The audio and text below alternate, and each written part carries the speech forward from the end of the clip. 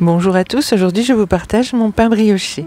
Avec sa texture de brioche, mais à la dégustation, le goût se rapproche du pain de mie, mais avec des arômes plus développés, un pain plein de surprises.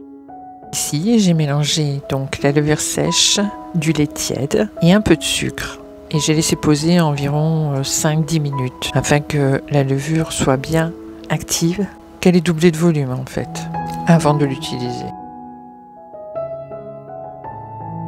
La pâte est collante, donc lorsque vous la manipulez, humidifiez bien vos doigts.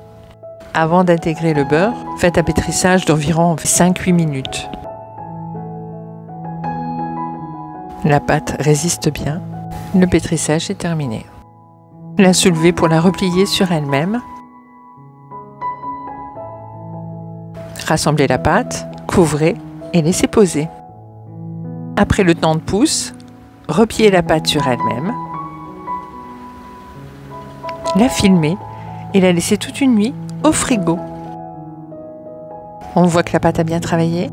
On dégaze. Si la pâte colle légèrement, n'hésitez pas à fariner, pas trop non plus. L'étaler et la replier sur elle-même, un peu comme une pâte feuilletée. Mais à ce stade, c'est uniquement pour bien réveiller le gluten. Car on n'oublie pas que votre pâte a dormi toute la nuit au frigo. On procède au façonnage.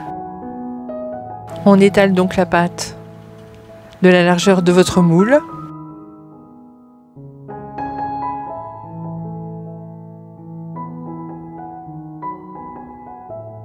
Après, vous pouvez mettre les bâtons dans le même sens. Moi, je suis un peu partie pour la présentation brioche. Bon, j'aurais pas dû. La prochaine fois, je reste dans le même sens. Couvrir et laisser pousser jusqu'à ce que la pâte atteigne le haut de votre moule.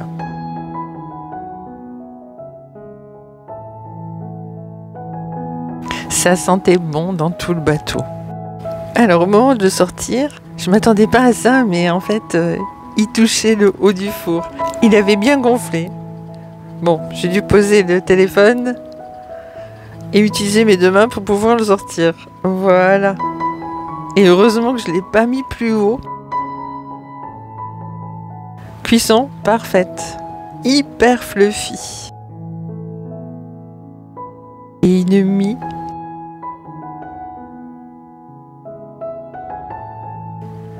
filante à souhait.